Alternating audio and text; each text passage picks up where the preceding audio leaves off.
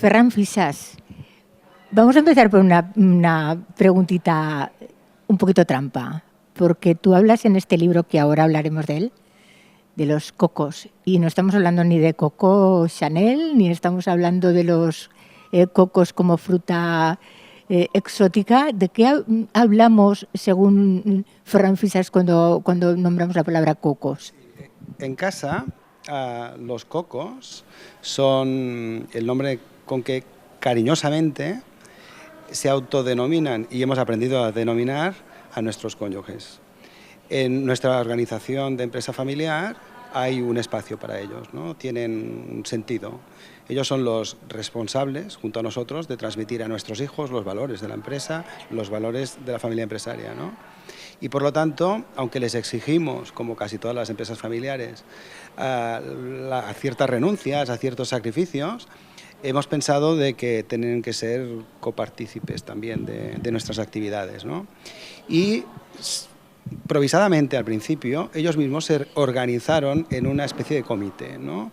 Donde cada vez que nosotros nos reuníamos, ellos paralelamente organizaban una reunión, aprovechando nuestra ausencia, ¿no? Y se autodenominaron COCOS, Comité de Consortes, ¿no? Actualmente ellos tienen en nuestro esquema familiar un papel, que es el de organizar actos protocolarios de la propia familia, ¿no?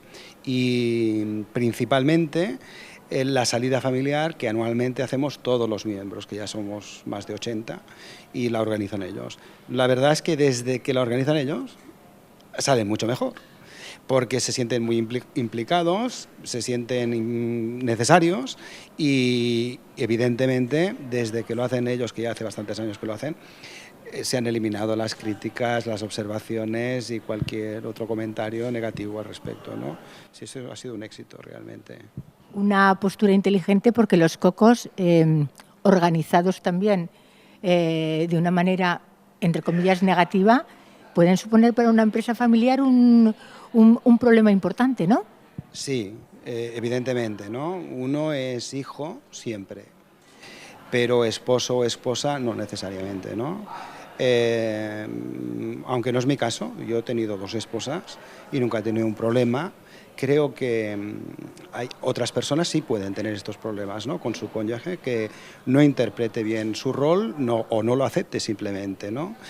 En el caso de nuestra familia hemos sufrido traumas en ese sentido. Tenemos la experiencia mucho más porque nosotros adquirimos la empresa cuando todos nosotros ya estamos casados y tenemos hijos. O sea, creo que no me voy a equivocar si digo que cuando nosotros iniciamos el proceso del protocolo, sí, efectivamente, ya todos teníamos todos los hijos que hemos tenido.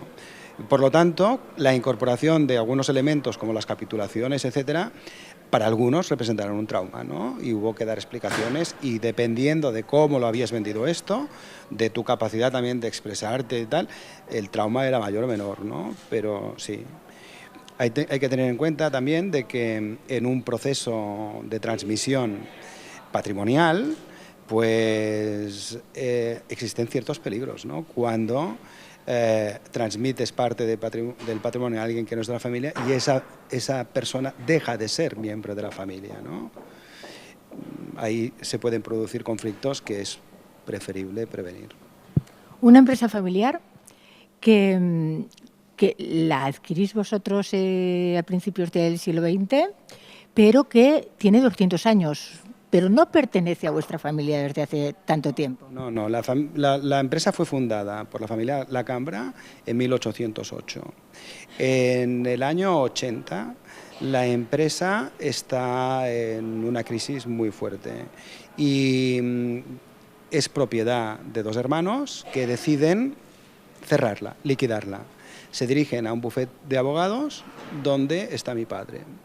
Y mi padre recibe esa carpeta con sorpresa, porque conocía la empresa, ya que está en la ruta camino a su propia casa de vacaciones. Y ahí, perdona que te interrumpa, Ferran, ahí es cuando entra el factor emocional también. Exactamente, hay una sinapsis allí, hay un vínculo emocional que hace que mi padre reaccione distinto hacia ese proyecto, ¿no? Porque la conoce, la ha visto toda la vida y sabe que su padre la ha visto, su abuelo la ha visto y su bisabuelo también.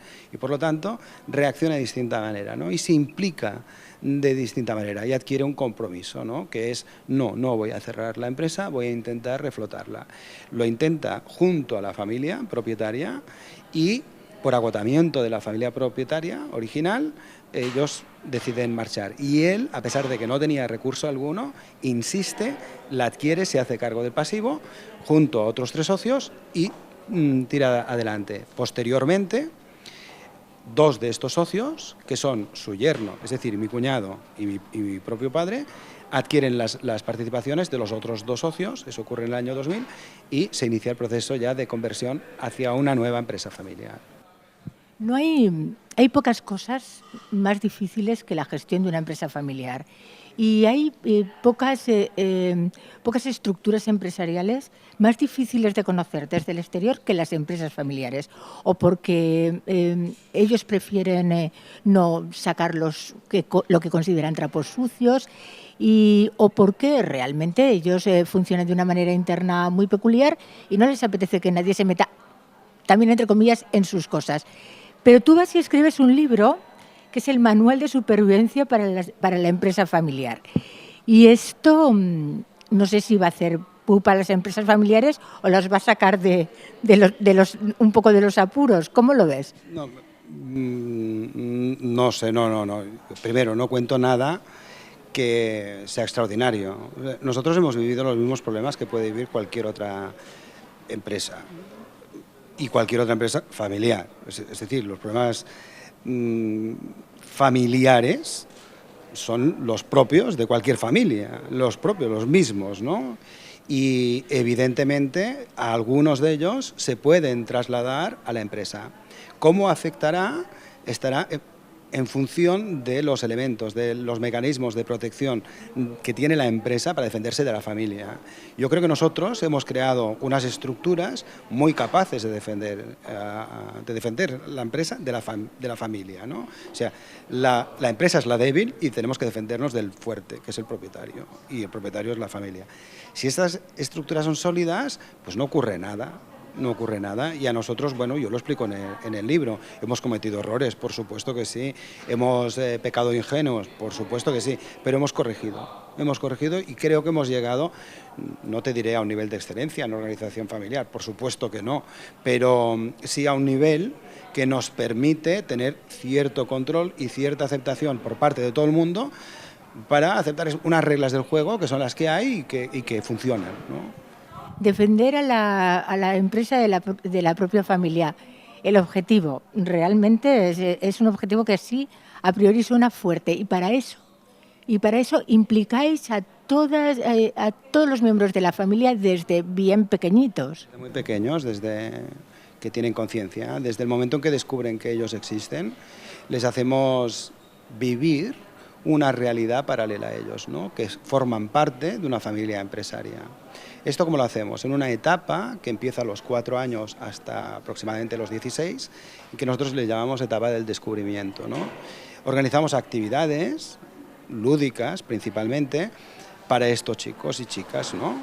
De que según la edad que tienen harán unas cosas u otras. Tenemos una ventaja, tenemos una gran empresa que tiene además un museo que construimos en el 2008, lo inauguramos, y que tiene, además de la propia del museo, tiene la finalidad de servir de escenario para este tipo de actividades, ¿no?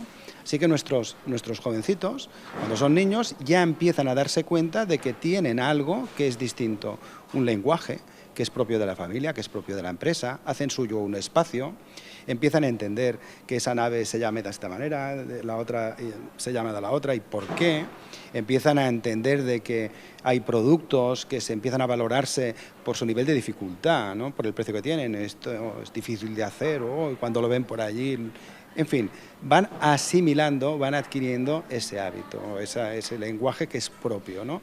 Y además ven que sus primos o sus tíos y tal hacen otras cosas y lo ven de una manera aspiracional. ven que hay otras actividades que están reservadas para los más mayores y las ven con ilusión, ¿no? Cuando llega la pubertad, evidentemente que se olvidan de todo esto, ¿eh? Se rebelan, pasan su adolescencia, cada uno la pasa a su manera, a alguno incluso le durará el resto de su vida, ¿no? Pero cada uno a su manera. Pero llega un momento en que descubres que existe el futuro, dejas de pensar en el presente, que es la adolescencia, para pensar en el futuro. Eso ocurre aproximadamente a partir de los 18, por ahí, cada uno en una época distinta. Y entonces se les invita, cuando cumplen 16 años, se les invita a participar en el proyecto, ¿no? Reciben en casa Welcome Pack, una cajita donde hay un manual, hay un cubo de Rubik, una libreta, y se les explica de qué va todo esto, ¿no? Se les invita a participar en el proyecto familiar, ¿no? De familia empresaria, ¿no? Y bueno, es un proyecto que empieza ese día y no terminará jamás. Es para el resto de tu vida, ¿no? Y tú tienes que aceptarlo o no, ¿no? Lo haces cuando quieras, no importa si tienes 18 años o tienes 30, da igual. En el momento en que tú quieras lo aceptarás y te iniciarás en ese proceso. Y esto que a estas alturas podría haber gente que pensara, vamos a ver, es un cierto tipo de endogamia. Sin embargo, libera también a los miembros de la familia que en un momento determinado piensan, no me siento capaz de seguir con este proyecto, quiero hacer otras cosas en mi vida. Sí, es verdad. Y sí es cierto, es endogámico, pero es necesario. Verás, nosotros tenemos ahora mismo una planta en China, una planta en Estados Unidos, la gran planta aquí, y tenemos también oficinas y almacenes en Francia y en Inglaterra. Esto hoy. Pero hace 10 años no teníamos esto, solo teníamos España. Y dentro de 10 años seremos 5 veces más grandes. Entonces, para ese momento necesitaremos consejeros en Estados Unidos, en China, quizá en Brasil o en la India o en Rusia, no sé dónde. Pero nosotros tenemos esa necesidad y tenemos que generar talento dentro de la familia capaz de gestionar, no de gestionar las empresas, sino de estar en los órganos de gobierno de la empresa, es decir, los consejos de administración. Y los tenemos que generar nosotros con los perfiles que nosotros queremos, no hacerlo al revés. No, nosotros decidimos qué perfil queremos de socio, qué perfil queremos de consejero, qué valores son los que queremos que contengan, que son los que nos han llevado hasta aquí, y cultivarlos, ¿no? Y así de que utilizamos el modelo, o el símil, vamos a decirlo así, de la Masía del Barça, que desde bien pequeñitos empieza a cultivar, les enseña un sistema, una manera de entender la vida, de vivir el juego y tal, y es exactamente lo mismo. Nosotros los cogemos de pequeños, empezamos a inculcarles formación en valores, cada uno desde su punto de vista, cada uno elige la carrera que quiera, va a hacer lo que quiera, porque en la empresa no va a trabajar. Por lo tanto, uno puede ser abogado, médico, carpintero, guitarrista, flamenco, lo que le dé la gana, pero tiene que aceptar las reglas del juego y tiene que contener esos valores para que, si quiere, puede llegar a ser un consejero, ¿no? Y eso es un proceso que dura muchos años, pero hay que regarlo, hay que cultivarlo y hay que estar pendiente. Es curioso porque no sé si a estas alturas ha quedado claro, a estas alturas de la entrevista, ha quedado claro que los miembros del Consejo de Administración de su empresa no trabajan en la empresa. Usted, por ejemplo, no trabaja en su empresa y, sin embargo, es consejero de su empresa. Yo consejero ahora mismo no lo soy, pero sí lo he sido durante 4 años, sí. Y hay otros consejeros que son sobrinos míos que tampoco han trabajado nunca allí, ¿no? O sea, eso es... Tenemos un consejo de administración compuesto por 5 miembros de la familia, de los cuales solo trabajan 3 de ellos. 3 de ellos están ahí y son los únicos de la familia que trabajan allí, pero el resto no lo son, ¿no? No son miembros. Y luego tenemos consejeros externos, ¿no? También, que no tampoco trabajan en la empresa, están especializados en distintos temas y por eso son consejeros externos, ¿no? Pero claro, nosotros tenemos requerimientos, necesitamos más, necesitamos cantera. Y luego hay otra necesidad que es común a todas las empresas, es así, es común a todas las empresas, familiares o no familiares, y es alinear a los propietarios a las juntas generales de accionistas frente a los consejos de administración. Entendámoslo, nosotros ahora somos 19 socios, principalmente la mayoría de mis hermanos y algunos de mis sobrinos, mi padre y mi cuñado. Y dentro de 15 años, pues probablemente seamos 30 o 40 socios. Y ya no estarán, el presidente no será mi padre y el CEO no será mi cuñado, ya habrán otros, ¿no? Y tendremos que alinear a ese consejo de administración, a la gente que tiene la responsabilidad de gobernar la empresa, con el resto de la Junta General. ¿Y qué ocurre si hay 3 o 4 ejercicios seguidos en que se decide que no se van a repartir dividendos, por lo que sea, porque va bien, porque va mal, por lo que sea, y hay alguien que dice que no está de acuerdo y esa persona ostenta el liderazgo familiar o tiene yo qué sé, la potestad de poder rebatir al consejo? Es muy peligroso, eso puede debilitar mucho la empresa. Por lo tanto, la solución es alinear a los socios. Es decir, si tú creas una estructura de alineamiento ideológico en el sentido de los valores, de los mismos valores, se van a entender, porque los valores permanecen. Ideología y endogamia aplicados en el sentido positivo sería. Sí, es el eje de formación, el eje conductual de todo lo que hacemos son los valores. Tenemos detectados 15 valores que se expresan en el libro y esos 15 valores son los que se tratan. Y no se trata de que los asumas como propios, que tú los tienes que contener. Es decir, uno de ellos, por ejemplo, es la emprendeduría. No se te pide que tú seas emprendedor, pero que sí que entiendas de que lo que significa ser emprendedor, porque eso están los valores de los que tienen que gobernar. La generosidad. No se te pide que tú seas generoso, pero sí se tiene que entender de que la generosidad te permite hacer una serie de cosas que son las que se aplican en la empresa, ¿no? Y así sucesivamente, ¿no? Fíjate, un ejercicio muy interesante, porque eso no es baladí, no es una cosa que se dice y nada más.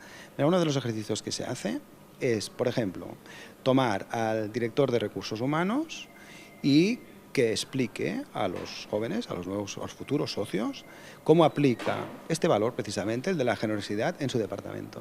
Eso obliga al de recursos humanos y te explica, si aprendes muchísimo, es un ejercicio muy, muy interesante. Y eso lo haces con los 15 valores y con todos los departamentos. O sea, cómo se aplican los valores en la empresa, hasta que entiendas de que si la empresa ha sido capaz de sobrevivir 200 años, es por eso, porque contiene esos valores y que tú los tienes que hacer perdurar. Al final se trata de garantizar de que los futuros socios, de que mis hijos asumen que ellos van a ser los albaceas del patrimonio de sus hijos. Cuando lo asuman, ellos harán todo lo posible para que sea así. Y por lo tanto habremos ganado una generación más y habremos hecho perdurar la empresa. Y para eso se facilita incluso la disidencia. Hay gente que dice, pues me quiero ir, y entonces recibe su parte. Sí, por supuesto, tenemos un protocolo que regula esto, ¿no? La salida, ¿no? Entonces, todo el mundo ha aceptado o sea, para ser socio tienes que aceptar esas condiciones. Si no has aceptado el protocolo, no puedes tener acciones, ¿no? Por lo tanto, sí, está regulado y se ha dado el caso de gente que ha dicho, pues yo no me interesa, no quiero seguir, o prefiero patrimonio que las participaciones, lo que sea, ¿no? Cada uno es libre, ¿no? Y nosotros entendemos que es lícito y hay unas condiciones que hacen que eso sea un camino cómodo para la empresa, que no la debilita y bueno, no pasa nada. O sea, al final, mira, tú no puedes escoger qué hijos vas a tener, pero sí puedes escoger qué socios vas a tener, ¿no? Y eso es muy bueno, es sano, que tú puedas desde la misma empresa decidir o bueno, controlar al menos este tema, ¿no? Porque si no corres el riesgo de la estampida, de la división, de la desidia bueno, y finalmente de la muerte de la empresa, ¿no? Y a lo mejor incluso también hay que tomar decisiones que emocionalmente a uno, porque afecten a un hijo o muy directamente, también duelan, ¿no? Sí, por eso hay órganos que regulan esto, ¿no? O sea, el Consejo de Familia, en nuestro caso, es un órgano vivo y poderoso. O sea, los consejeros del Consejo de Familia, yo soy uno de ellos, son electos. Cada 5 años hay unas elecciones y solo van a escogerse a 7. y se presentan más. Eso quiere decir que hay alguno que es derrotado y que no puede ser, se presentará la próxima vez y quizá gane o quizá no, ¿no? Pero son electos, los eligen todos los socios, dicen fulano, mengano, mengane, fulanita, estos van a ser mis consejeros. Y hay decisiones en ese sentido que tienen que dar la aprobación el Consejo de Familia y no se deja solo en algunas decisiones al accionista, no, está el Consejo de Familia para verificar y para solucionar algunos conflictos de este tipo emocionales que evidentemente te pueden causar muchos problemas. La empresa familiar, un mundo y aparte, y sin embargo el pilar de la economía española y de muchos países, y que está un tanto vapuleada. No sé qué le ha llevado a usted a escribir este libro, me imagino que cuestiones internas de la empresa familiar, pero a nivel externo, ¿cómo está tratada en España la empresa familiar y cómo debería tratarse a nivel económico y de influencia dentro de la economía global? Bueno, yo creo que el público en general ignora que muchas de las empresas que considera multinacionales son empresas familiares, ¿no? Españolas o no. Españolas o no. O sea, Y algunas, perdone que le interrumpa, algunas con estructura de multinacional. Sí, muchas. Hay empresas, Sears lo es, 3M lo es, y son gigantes enormes, ¿no? No, hay muchísimas, ¿no? En todos los sectores, en todos hay empresas familiares. Algunas son mixtas porque cotizan en bolsa, otras no, pero bueno, creo que el público en general no se da cuenta de este fenómeno, ¿no? Lo que sí es verdad es que si uno empieza a rascar y empieza a mirar qué empresas hay que tengan más de 100 años, solo las familiares. Y que tengan 200, por supuesto, ¿no? Pero solo las familiares perduran en ese sentido. Y perduran precisamente por esto, porque intentan preservar los valores del fundador, porque los objetivos que tienen son a muy largo plazo, no importa tanto el corto, importa más la estrategia que otras cosas, y donde la responsabilidad se vive de otra manera. O sea, no están pendientes del quarter, ¿no? del resultado de este trimestre, están pendientes de otras cosas, ¿no? Y por eso pueden sobrevivir, ¿no? Manual de supervivencia para la empresa familiar. ¿Cuándo sale este libro? Esto yo creo que la próxima semana estará ya en las librerías. Se presenta en la Casa del Libro de Rambla Cataluña 37 el próximo día 18 de diciembre a las 7:30 de la tarde. Y esto un poco, pues para que la empresa de cada cual no termine como un Falcon Crest, ¿no? No, a ver, quizás está bien que haya empresas que terminen como Falcon Crest para que podamos tener algunas series de televisión y podamos hablar de otras cosas, ¿no? Pero no sé, tampoco no es un libro que pretenda ser dogmático con nada, ¿no? Explica lo que hemos hecho nosotros. Sabemos que lo que hemos hecho nosotros no lo ha hecho nadie en el mundo, pero lo hemos descubierto después. Nosotros lo hemos hecho pues porque el espíritu que tenemos en casa es emprendedor, es inquieto y ya desde el 2004 iniciamos un proceso de crear un plan estratégico para la familia, porque nos contestamos a las preguntas básicas, ¿no? ¿Cómo seremos dentro de 20 años? ¿Cómo seremos dentro de 40? Y cuando vimos el escenario nos asustó tanto que dijimos, bueno, vamos a ponerle remedio, ¿no? Vamos a crear algo. Y lo hicimos, simplemente lo hemos hecho y vamos poniendo soluciones. No creo que sea un sistema perfecto, pero existe un sistema, ¿no? Y además lo ponemos públicamente después de un debate. Nos lo hemos cuestionado, ¿eh? Esto lo podemos explicar, no lo explicamos, ¿cómo lo explicamos? ¿Qué va a pensar la gente? Que somos una secta, unos tipos raros, pero y al final se decidió pues explicarlo. Y no solamente explicarlo, sino porque uno de los procesos que pasan nuestros jóvenes cuando llegan a los 20 y tantos es el de pasar a ser embajadores. Un embajador es alguien capaz de representar a la familia, quedando bien él y haciéndonos quedar bien. Y para eso lo formamos en habilidades cognitivas, ¿no? Y una de las cosas que nos pareció muy interesante es que los propios miembros de la familia que han pasado ya por estos procesos puedan explicarlo a otras familias, ¿no? Y en base a eso hemos creado este libro para poner a disposición de todo el mundo, para que nos llame, para que nos consulte, para que nosotros vayamos a sus casas, a sus empresas, a sus consejos y explicarles lo que hemos hecho nosotros, y lo puedo explicar yo personalmente como creador, pero lo puedo explicar a cualquiera de estos muchachos o muchachas que pasan por este periodo, ¿no? Que ya son embajadores.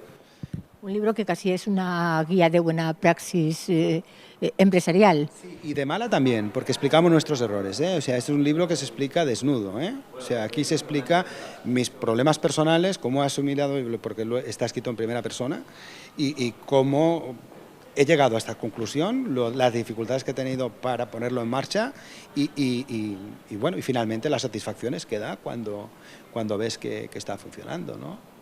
Pues eso, para no terminar como Falcon Crest. Muchísimas gracias, señor Fisas. Muchas gracias.